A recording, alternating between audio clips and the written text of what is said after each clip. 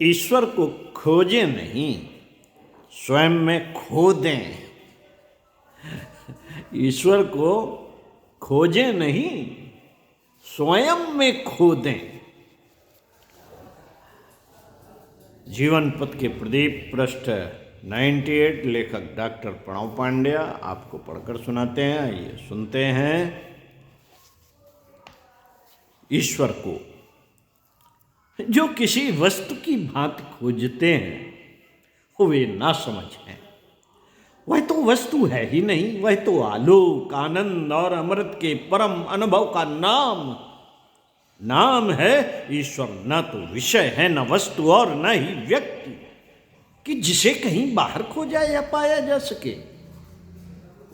वह तो अपनी ही चेतना का आत्यंतिक परिष्कार है। सूफी फकीर जुन्नैद से किसी ने पूछा, ईश्वर है तो दिखाई क्यों नहीं देता? जुन्नैद ने कहा, ईश्वर कोई वस्तु तो है नहीं, वह तो अनुभूति है, उसे देखने का कोई उपाय नहीं। हाँ, अनुभव करने का अवश्य है।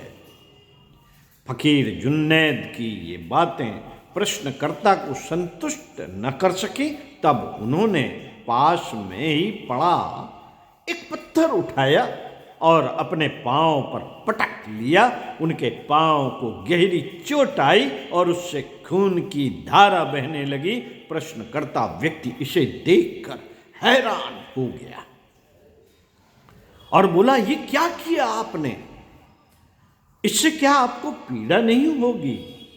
फकीर जुन्नैद हंसते हुए बोले, पीड़ा दिखती नहीं, फिर भी है। ऐसे ही ईश्वर भी है। जीवन में जो दिखाई पड़ता है उसकी ही नहीं, उसकी भी सत्ता है जो नहीं दिखाई पड़ता। दृश्य से उस अदृश्य की सत्ता बहुत गहरी है, क्योंकि उसे अनुभव करने के लिए स्वयं के अस्तित्व की गहराई में उतरना जरूरी होता है। तभी वह पात्रता उपलब्ध होती है जो उसे छू सके, देख सके और जान सके। साधारण इंद्रियां नहीं, उसे पाने के लिए अनुभूति की गहरी संवेदनशीलता अर्जित करनी पड़ती है।